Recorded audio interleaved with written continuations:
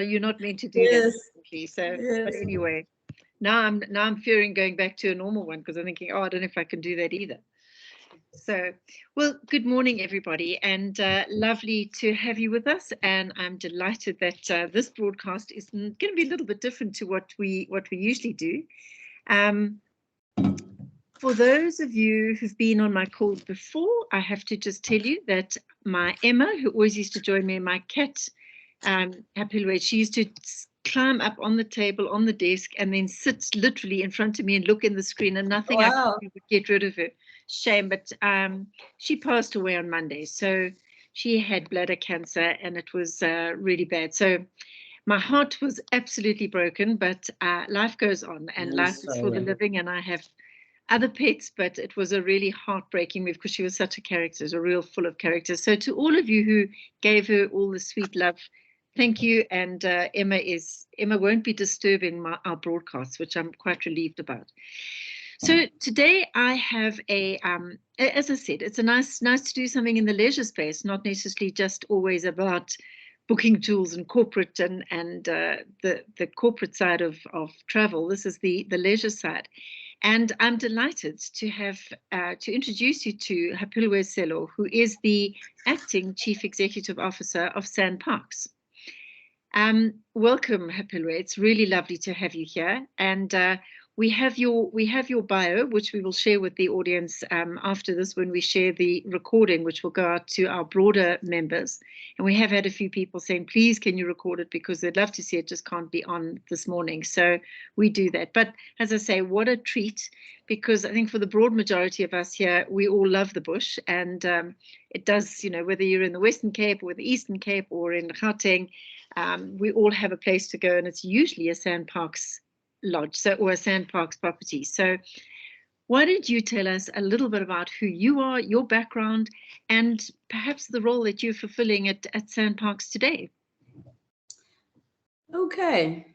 I didn't expect that one. I thought I was going straight into SANParks matters. Oh, wait. Good morning to everybody. And thank you so much, Robyn, for giving us this platform as SANParks.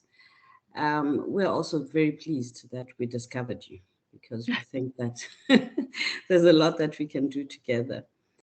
My name is Hapiloe Sello. My normal job at SANParks, what I was employed to do when I first came into SANParks, is that of the Managing Executive, Tourism Development and Marketing. I am currently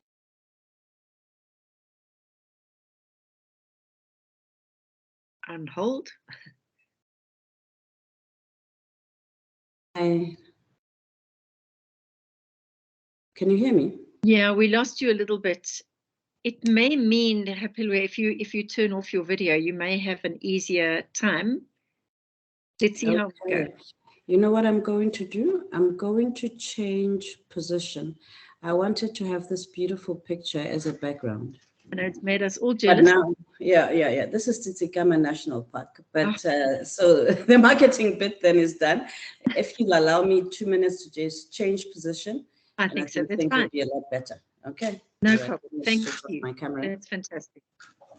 I got on to Sanana. Ausi? Great. Hi, Yugashni. I see you're on as well. Hi, Robyn. How are you doing? Good, and you? Very good, thanks. Very good. It was a cold day. I know. What's going on? I believe there's snow somewhere. I'm not sure where.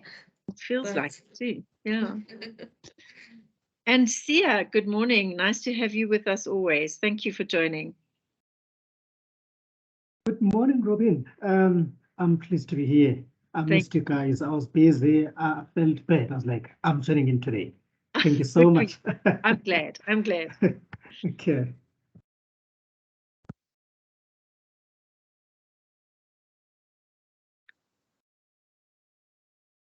I've been getting involved. Well, I've been talking to a number of the local carriers lately. So not this meeting, but I will give some feedback perhaps in a week's time, just in a couple of weeks' time, maybe, just with the chaos that's going on the domestic front and also on the international side. I mean, it really is It's crazy. I believe Delta flew an empty flight from Detroit to Heathrow just to collect all the baggage that was stranded or that was left. And another carrier actually flies baggage handlers on the flight so that when they get to wherever, I think Heathrow is possibly one of the bigger problems. When they get there, they can assist with the baggage handling, because apparently people are arriving on cruise lines without their luggage. And of course, once the cruise sets sail, to try and chase it is quite difficult if you're just a little suitcase. So can you imagine all those aunties without their jewels? There you go. Better, thank you. We just haven't got your sound. Hapiloe, no sound? You're not on mute, but I can't hear you.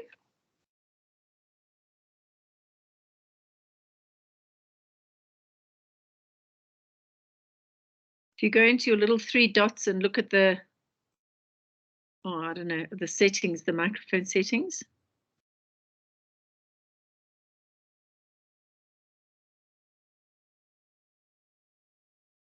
Would it help if I spotlighted her? Yeah, do so.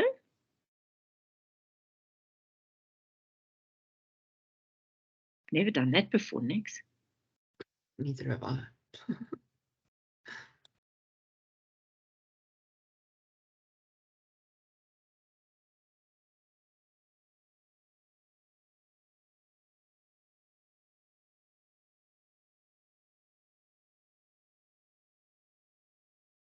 Are you winning?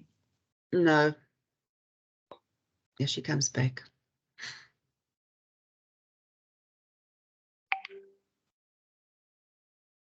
Okay.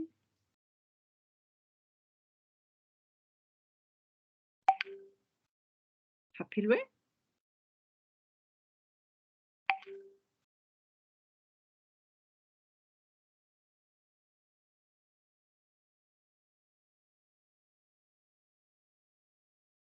Hapiloe. No, I see she's there, but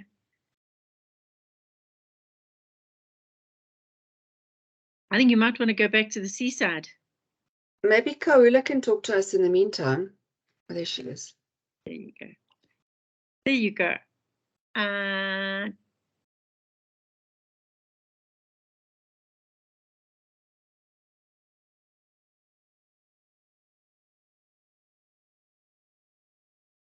I don't know if can you hear me?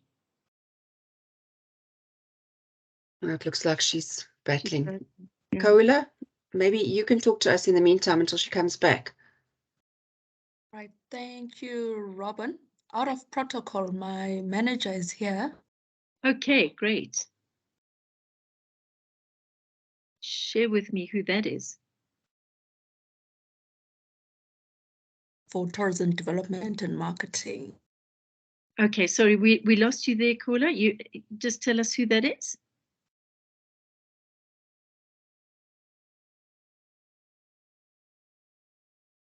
Okay, did anybody else hear that? It's not my signal, is it? No, it looks like there's bad signal on their side.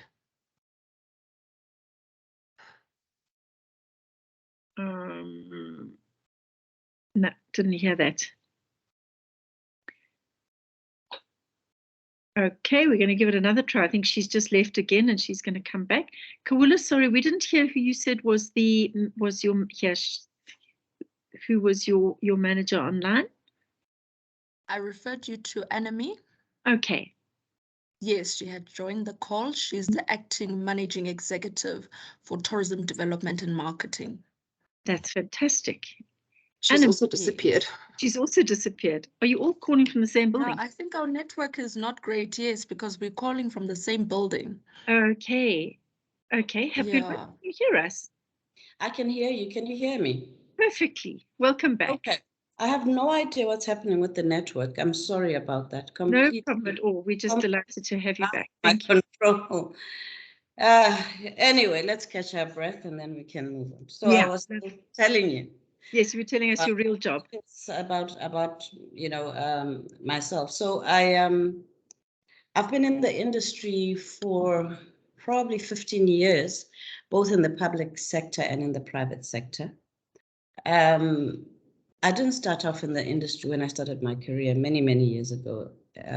I just developed an interest as time went by, and my interest was, I see that there's another colleague of mine waiting in the lobby, and my interest was really spurred on by destination marketing as opposed to travel per se, because I was working in the marketing field for a very long time. And at that time, give or take, as I said, 15 years ago, destination marketing had now become an in thing. And I developed an academic interest in destination marketing. So once you enter destination marketing, invariably you're drawn into the business of travel and hospitality. So that's how I find myself in this industry. Prior to that, I have worked in consulting. I have had, short stints in banking, short stints in mining as well, very short stints. This is, I think, the longest industry or the longest time I've invested in any one industry. So it says a lot about how much I've grown to love this industry. Absolutely, that's wonderful. Yes, so I've gone through a couple of functions and positions and organizations and companies in that period, also in this industry. I've been with SANParks now for 7 years. And I've grown to love it. When I first came to SANParks, somebody said it gets under your skin. I'm sure. It becomes part of your DNA. I didn't believe it. It has happened. Yeah. I was very much a city girl. But I've really, truly come to enjoy being in the wild and enjoying the benefits of being in the wild. And as you said, most people, when they think of a place to go to when they need to unwind, it's usually the bush. Yeah. I'm sure you recall many years ago, South African tourism used to market the country as sun, sea, and safari. So we're very much at the heart of the tourism offering for South Africa when all is said and done. There's only one Kruger National Park in the world. No, absolutely, and it's a brand on its own, which is absolutely amazing. And I'm hoping that we're going to get into that as well, because it's not just about the Kruger Park within the SANParks network. There's lots of others. And I must just say and give credit to friends of ours in the industry, Bulelwa and Zooks. And Bulelwa Kuyana and Zooks Ramasia, who are both board members of yours, and I believe they were the introduction to this side of the industry, which I'm delighted about. And for me, it's really encouraging, because it actually gives evidence to the fact that once you're in the industry and you start to know about how the industry all fits together, we don't get, the travel side doesn't get left out, or the tourism side doesn't get, or they're not on their own. So I think that's wonderful from that perspective. Can I ask you just about SANParks? And I think COVID must have been a really rough time on your revenues, as well as, I suppose, which had a knock-on effect on the actual management of the parks and the support of the parks.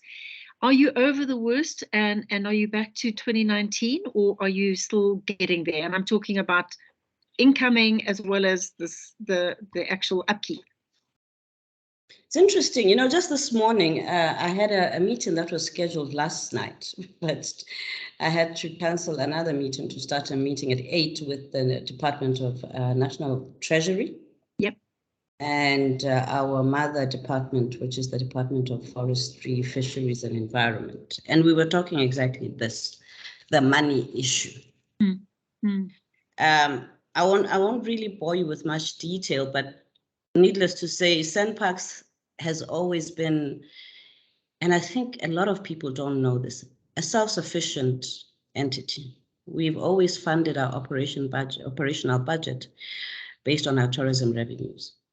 I don't think we trumpet that enough. So for us, the world of bailouts was unheard of until COVID hit us. And it shook us as it shook the entire industry. As much as our core mandate is conservation, conservation is funded by tourism. Yeah.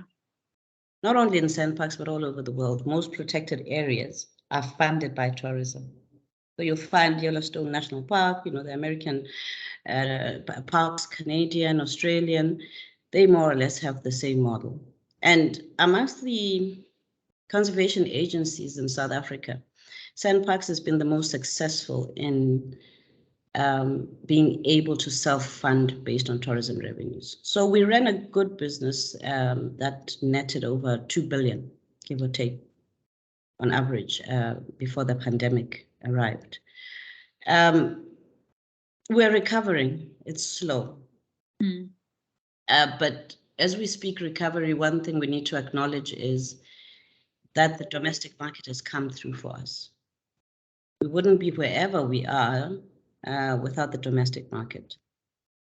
We are currently sitting at, give or take, 50% of our 2019 revenues and tourist volumes. So ideally, we should be seeing maybe 70%, and that 70% could possibly be made up of the domestic, and I'll come to the international market. But we're also acknowledging that the average South African is under a lot of financial pressure. Yeah. Because we're a leisure, destination primarily, as you mentioned, Robyn, at the beginning. The average South African is under a lot of pressure. There is petrol costs, there is a stagnating economy, there is, stunted salary increases, if any, there's job losses. So because of that, we are not seeing as many as we would have liked to domestic tourists coming through our gates. Now, then there's the international market. We've always been in a very fortunate position. It's fortunate in many respects, and I'll unpack it, where we've always had a 70-30. Some years it will be a 60-40 split between domestic and international. And why this is important is that everywhere in the world, tourist economies or tourism economies that are based on the strength of a domestic tourism market are the most successful. I know there's a lot of focus on international markets, but at the end of the day, tourism or domestic tourism as a cornerstone for a thriving tourism economy is very critical. So at SANParks, we were always very happy that we had this split. And why is it? Because it meant that if there are international shocks, if there is all sorts of things that happen, things happen. You're in this industry, you've seen the impact. So SARS, there was that flu epidemic that happened. It impacted on everybody in the world. All it takes is for Ebola to be discovered in the Congo, and you know what then happens. I think there's another virus that has taken hold in West Africa. I was listening to the news, I just forgot the name. So when you have a resilient domestic market, it is, you're able better to absorb those shocks. So for the first time, we're waking up to the fact that, wow, this international market needs to come back, and it needs to come back quick. As I said, there's the domestic issues, which are, the economic issues that I think impact on us all as South Africans. But the other thing about the international market, as you know, is that they stay longer, they spend more. They spend more, they buy all sorts of things. They come to our parks, they'll buy mugs, pens, key holders and also in t-shirts. And they'll come for a 21-day stint, 14-day stint, whereas you and I are more likely to go for a 4-day stint. Yes. At most 5. Right? So that's the importance of the international market. Then the second one is that we charge what we call differential tariffs in our parks. So the international market will pay 4 times more in some parks, give or take, approximately 4 times more with regards to conservation fees than a South African person would. And we're feeling the pinch in that particular line item that we call conservation fees. It's very apparent. And no matter how many, even if we make up the volumes that we were at with South Africans, that line item will always be falling behind. Yeah. We also then have concessions in our parks. Concessionaires, we have a strong public private partnership program. And you know, there's some amazing lodges in the Kruger, and those are largely in private hands, and they are positioned by their business models for the international market. So they're feeling the pinch, which also then means that our revenues derived from their own financial activities are impinged. And then we have another interesting element, this international market where it's hitting us, it's Table Mountain. Table Mountain is also in parts of Table Mountain. There's a lot to Table Mountain, it's just not the cable car, but there's the cable car, which is actually our largest revenue generating concession in the Triple P program. And that has been badly affected by the lack of internationals, because come to think of it, you and I probably go once or twice up that cable car and, you know, the novelty wears off. There is Cape Point, which is beyond Simonstown. It attracts a lot of Chinese, a lot of Germans. There is Boulders, which is the penguin colony. Similar, domestic market does it once and moves on. So for the first time in a very long time, we are saying, where are the Germans? Where are the Chinese? Where are the Americans? Please come back. That's where we're at. How we're looking at it, we're projecting that we may get back to our normal business 2024, 2025, all things considered. Assuming that nothing much happens in the interim, that is a new shock to the system. Sure. Well, that pretty much reflects the same in the other tourism spots in South Africa. I would imagine Cape Town are also sort of projecting that that's going to be the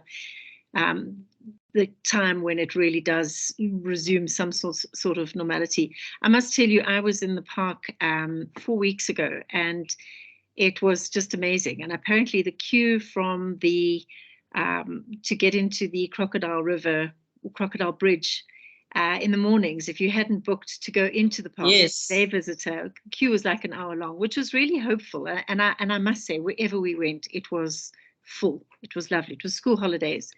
So just lovely to see, you know, and I mean, I'm delighted that we're getting South Africans to experience our domestic product, and all South Africans, not just those who previously went overseas, but certainly opening it up as an opportunity for South Africans to take a holiday. So wonderful. I think it's really a great product to offer. And I know that one of we talk about the Kruger all the time, and it's not the only park that you have on offer in your portfolio. What are the other more frequented properties? Where are people going? So we have a total of 20 parks in our portfolio. Okay. Kruger, Table Mountain, obviously being the jewels in the crown and the most iconic. Everybody knows that, and they contribute 70% of our revenues. Yeah. Wow. Okay. And volumes.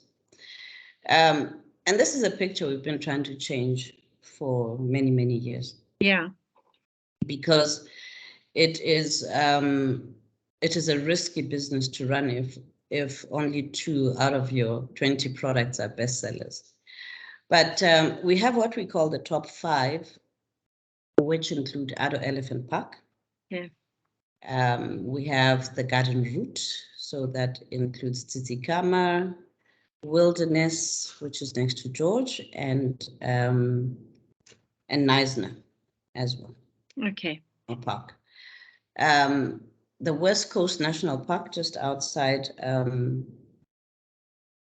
what is that area? West Coast? Langebaan and that area. Langebaan, yes. So those are the top 5. But then there are all these other amazing, and let me just say this about the top 5. So the top 2 are those 7, the ones that contribute 70%. And the others, as much as they are in the top 5, the gap between their revenues and the top two is massive.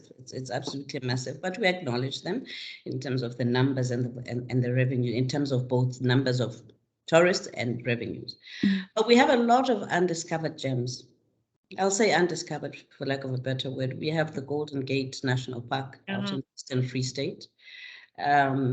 We have Bontebok. We have Ochrabis. We have there's one that's coming to my mind. It will come back just now. But there's a whole suite. We have the Kgalagadi. Oh, by the way, it's a very popular park, but it's very small. The Kgalagadi as well. So what we've been trying to do is say, how do we get South Africans to really appreciate that there is so much more that we do, so much more that we have to offer. You know, we even say we literally have a destination for every taste. So if you want to do the mountains, you want to do the desert, you want to see the flower season, and then the Namakwa National Park, how do we get more people knowing and going to these places? So each park has its own personality, its own character, and its own beauty. And it's very difficult to get, you know, in marketing terms, if you were to look at the Kruger, we'd call it an iconic brand. And the brand that is the Kruger is probably even bigger than Sandparks itself. And then it's fine, that's okay. But getting consumers, and let's talk about travelers are consumers to break away from a marriage mentally and a commitment to an iconic brand is a very difficult thing to do. And we appreciate that. And it may take many, many years. I'm not too sure. You know, iconic brands, I always say, we think of, Almost Surf, Sunlight. Those are, so if we're to look at it as a marketing case study, that's how I would evaluate Kruger, that it's an iconic brand and it's very difficult. And if our smaller parks are regarded as new entrants, they would find it very difficult and will continue to find it very difficult to compete in the shadow of a Kruger National Park. But we're not giving up. No, don't. We are not giving up. Yeah, and I think it's one of the problems that South Africa has always battled with. And I know SA Tourism have it's something that they always try to champion, that there's more to South Africa than Cape Town and the Kruger Parks. Yes. And the one sort of region that I think is left off here is the KZN region. I mean, it really is beautiful, and there's some spectacular places to visit. But interestingly, I think Clarence has actually done. Clarence, the town, becoming a little trendy hip hop and happening place, has actually done quite a lot for the Golden Gate Reserve. Yes. People go to Clarence and they go onto the reserve. And that's possibly how, in the perfect world, we should be operating, where everybody is, we're all working together, because the spin-off is great for both parts. Yes. Yeah. So I just remembered the part that I wanted to say also outside Cape Town, Agulhas. Agulhas, absolutely. Now, I've Which been is actually where the two oceans meet. They don't meet at Cape Point. No, it's there, the Agulhas, you're quite right. Yes. And I've actually been to Bontebok, and it was divine. It was just It's amazing. amazing. It was such a sweet place. It was really lovely. So, and also they all just offer a different energy, a different soul. It's lovely. So just to remind everybody, and I think looking at the guest list today, we are the Global Business Travel Association, primarily the association for travel buyers who sit in big corporates. Yes. From a business opportunity perspective, what are you offering, or what is it that's an interest for that corporate market? Whether is it conferencing, meetings, events, incentives? Why GBTA? Okay, we're not, as you indicated, Robyn, we're not largely a MICE destination on the face of it, because it's only in Skukuza in the Kruger National Park where we have a large convention center that, takes about 500, depending on the seating, and I think we can push it to about 1,000 delegates. And that's attached to our new Skukuza Lodge. So the two are complementary products. And that's in Skukuza Kruger National Park. So that's a very clear MICE product, run of the mill.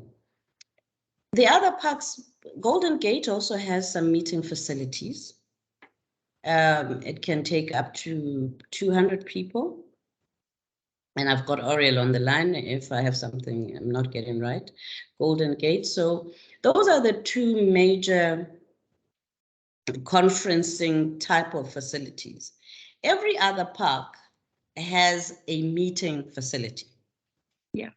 So those are your smaller meetings, your 50 to 75 people. So every other park does that. And that is under, under roof.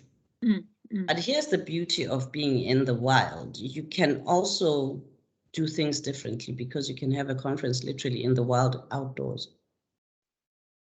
Amazing.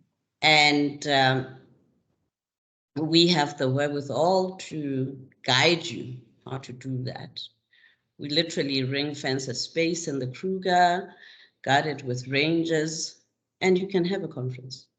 That's great. Nobody stops you from doing that.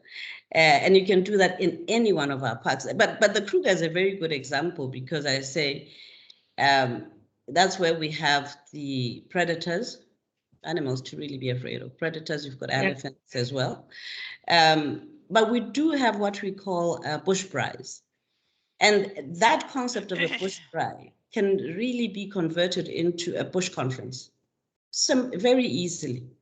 You have generators, you run your PowerPoint presentations, you run your videos, everything as you know it, but under African skies. Brilliant. Brilliant. So there's a little bit of innovation and creativity that I think the business travel market needs to appreciate, that we can accommodate. And maybe we also do not highlight that as much as we can. So of course you pay for all of those services, but it's doable and it's different. It's something you can offer your clients that that nobody else can. A conference in the Kruger, wow, weather permitting, of course, as long as it doesn't rain. Then there's the whole incentives market itself.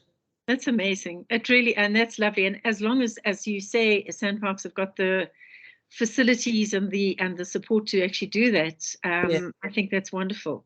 Yes. And from a local perspective, obviously you've worked with the travel industry. You're trying to work with travel agents, or you are working with travel agents. How does the booking look? How do you book? What are the platforms? Do we come through the SANParks offices? The one thing, Robyn, I must say, is our technology. We're technology laggards in many respects. I love that. We're trying to improve our technology. We're actually in the process of developing a new reservation system. But as you know, when something is being custom built for you, it takes a while. Yeah. So it's going to take another 2 years. So our current system lacks what I hear technology people, and I'm not one of them, technology people refer to as an API, which is which allows the interconnection with other systems. Sure. So in the absence of that API, it's very difficult from an external party to book in real time. But what we do is, as we do with the tour operators, our STOs, is we can also then ring fence a certain number of reservations for a particular entity if they have the appetite, obviously, because once you ring fence those reservations, you do appreciate that there is an impact on our potential to earn revenues, because we literally take inventory out of the system. So that is the easiest way of doing it. Okay. Of saying, well, if you're going to give me X amount of, business in a year, these are the terms and conditions under which we will, govern our relationship and ensuring that your allocation is untouched. But, when I say terms and conditions, we have conditions that say within 30 days or so, then, we can release the inventory back into the pool. So that is the easiest way of doing it. But in terms of travel agents, the immediacy is lacking, but we really are trying to be very innovative because it's a market that we need. We are looking to make very strong relationships with some of the leading travel agents. I don't want to offend the others here, but I won't mention them by name, but some of the bigger ones, I mean, they know themselves, and it would be absolutely amazing to get them into the fold. And have our name out there, have our product out there, and for them to mix and match as they do with their normal packaging. Yeah. No, I think that's wonderful. And for all of the corporate travel managers that we've got on this call, every one of their business travelers is actually also a leisure traveler. Yes. So I think it's it's wonderful to be able to promote to either first-time visitors to the parks in whatever region, or to existing, that you can actually take that off their hands and do it internally as well. I think that's it's a great idea.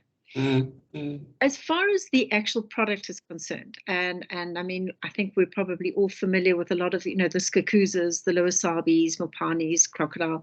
How have you invested in upgrades? Are the properties in going to be upgraded? Do they need upgrading or refurbishing? Okay, let's talk about the Kruger. People need to understand that the Kruger, the infrastructure in the Kruger is about 50 years old for most of the camps. We have been upgrading in a piecemeal fashion, but we have just announced not too long ago, why is the amount escaping me, a major scale upgrade, a refurbishment that we're undertaking. We put that out in the media, by the way, so you can Google it as well. So I won't mention the figure in case I'm wrong, but the work is happening. It's very visible that we are undertaking this massive upgrade. The truth of the matter is that, infrastructure requires constant maintenance. Oh, yeah. And if there is a lag at any given time, the impact is almost difficult to reverse quickly. And that's what we're facing. There was a time where we had some limitations in terms of the budget that we were investing in infrastructure maintenance. But we're trying very hard to catch up, particularly for the Kruger, because literally that is the oldest infrastructure that we have. So, I'm sure if you follow our social media, you'll see some people, we like peer reviews more than us talking. People send pictures, this tent has been refurbished, this chalet, this is where I'm staying, it's looking beautiful. So we're seeing a lot of that. Ideally, we would just do it like that, and it's you start seeing all the spit and shine happening in the. But the truth of the matter is, in practical terms, it doesn't work that way. But the tourism product is very important to us, and we always say it's the product that earns us the revenue. There are people who love the park. What we need to guard against is losing them as overnight visitors. Yeah. And that's what happens if your product, the actual accommodation product is not up to scratch. So we appreciate the challenges. We're requesting, particularly our domestic market, to understand and give us a little bit more time while we sort ourselves out. And there's a challenge, in the Kruger National Park, in particular because of where it's located climatically and environmentally. It doesn't take much for infrastructure to be degraded in that part of the world. So we've got thatch. You replace thatch, within a year, the rats are in and the bats are in. So it's a constant. It's a constant. Just even during lockdown, during the time when those chalets were not were not taken up by visitors, you could see the difference immediately. Yeah. We're trying. We appreciate its importance. Absolutely. And I think fortunately people are not going to the Kruger Park for a luxury lodge, or if there are those in your concessions that can help them with that. But yes, it is, I would imagine it is something that you just have to continually maintain. And I also see, and just a question is, how has it worked for you? But the introduction of retail food outlets. So a Mug and Bean, and I think there's Steers or Spur or something. So I mean, yeah, Baron, that's right. How is that working for the organization? Depends on who's asking or who's responding. Everything that we do is well thought through. There's a whole machinery of very bright people that keep SANParks going. And many years ago, before I got to SANParks, we moved from a model where we were, as SANParks, the provider of the food and beverage service. Right. And we're not particularly successful, both from a quality point of view and obviously profitability point of view. So when I read the history of how this came about, we then moved to another option, which also was not working, which was more like a catering company option. And then, the bright minds sat down and said, perhaps what South Africans need are recognizable brands, and how that works, that helps SANParks as well, is that you know what you're getting. And that's the beauty of franchises. You know what you're getting. A KFC is a KFC everywhere, So that was more or less the thinking. It was about the consistency of quality for our clients. And they haven't failed us in that respect, because they are franchises. They have another master that they report to, which is the master franchisor. Yeah. So it's worked. But lately people are saying, well, no, you come to the park, you want more of a South African experience. Why would I come to eat mug and bean, which is what I eat every morning? Yeah. I get a muffin from mug and bean on my way to work. So that's why I said it depends on who's asking. But I think there is room for a hybrid model. A hybrid model in the parks where there is more South African or a more, can I say, independent restaurant type of offering mixed with this other consistent, because that consistency is important, consistent quality approach, which we only get through franchises. So we're looking into that. Okay. No, and I will tell you that my response to you is actually mixed, because we went to the Mug and Bean the one day, and the place was packed. We all sort of said, this is a gold mine.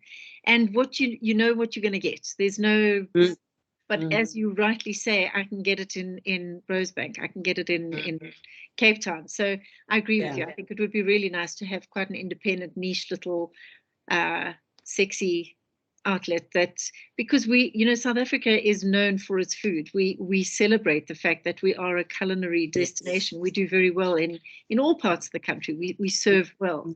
So I think there's an opportunity, but I'm delighted that you're even considering it. I know that you're possibly not responsible, but certainly are involved from a conservation perspective. How is the situation going? I know that we're short of the inbound market from a finance perspective, but are we still seeing the same extent of poaching, or is it under control?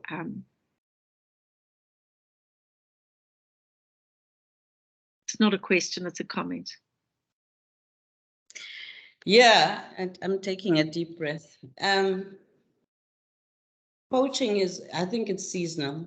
It depends. It really, one moment it's in control, the next moment you're not quite sure, and then we get it back in control. And I think that we need to understand the size of poaching as a crime. And I equate it to the drug, the illicit drug industry globally. Yeah, so plug poaching in there. So in other people's minds, it may come across as one or two poachers, cut a few horns and then sell it to the guy down the street. No, this is massive. It's a massive industry. The markets are not even South Africa, as you know, Vietnam, China, other markets, and there's big money in this ring of crime. So we're fighting a major source, a major enemy. Let me put it that way. It's much bigger, I think, than your average South African truly appreciates. And what it has done is, we have militarized, particularly the Kruger, just to make sure that we keep the poachers out. So our average ranger is more like a soldier now. When they were really recruited to fight environmental crime and minor poaching incidents, snaring a hyena there, it's grown much bigger. So South Africa needs to appreciate that there's a lot of money that we invest in poaching or in anti-poaching measures. And we also possibly, now that you've asked, need you as the travel industry to also support us financially. Financially, because if we come to a point where it's untenable, we all lose out. Yeah. Because these are endangered animals. But that said, we're not resting on our laurels. Kruger is currently on a program of dehorning. So we're dehorning our rhinos. I think at last count, 3,000 had been dehorned. Wow. But then you know that that horn is actually keratin, so it grows back. Yeah. So you dehorn a year later, you've got to track down that same rhino, and you know, and it's a cycle.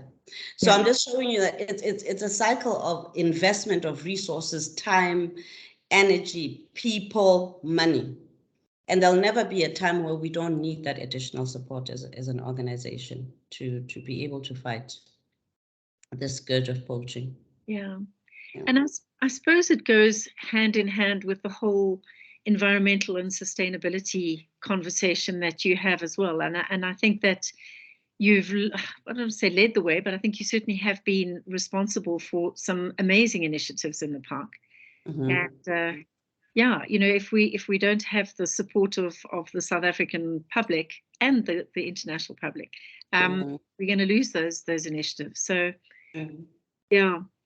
So just to the audience, if anybody has any question, please pose it now. You can either put your hand up or you can type it in the box. But I find it fascinating, and I am a bit biased because I do love the park, but I really do think that we have such a gem, and it's not a hidden gem. It's a very, very well known and beautiful gem. So yeah, we should do more with it.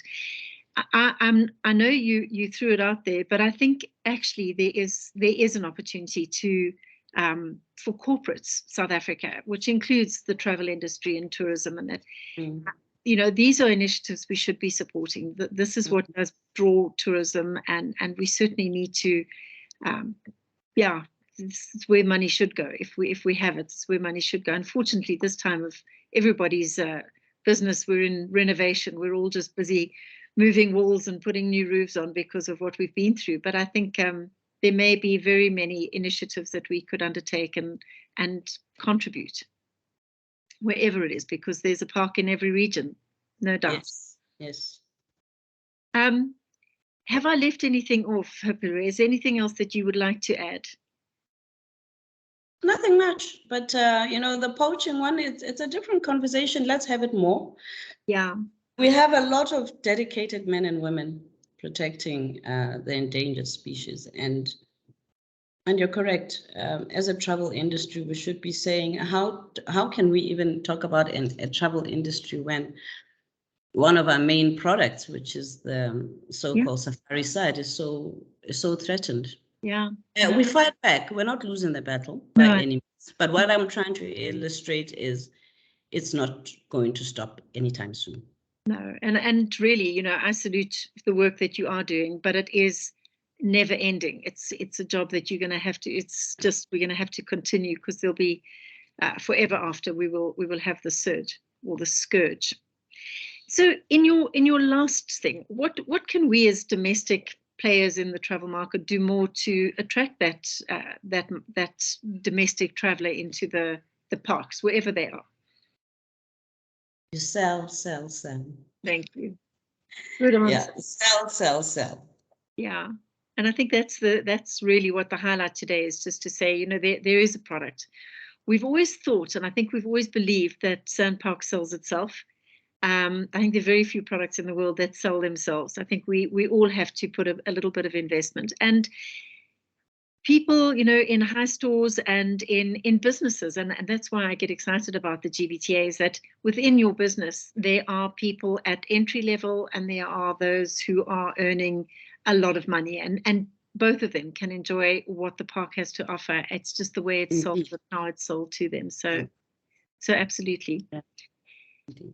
It's 8 minutes to 11, and I'm going to say if there's anything that anybody else wants to add, or any of your team, if you have Annemie, if there's anything that you want to add, I'd love to hear from you as well. But really, from me, it would be really just it is my absolute pleasure to have chatted to you and to caught up with you. And thank you. Thanks for making yourself available and joining us. And I hope everybody's enjoyed it as much as I have.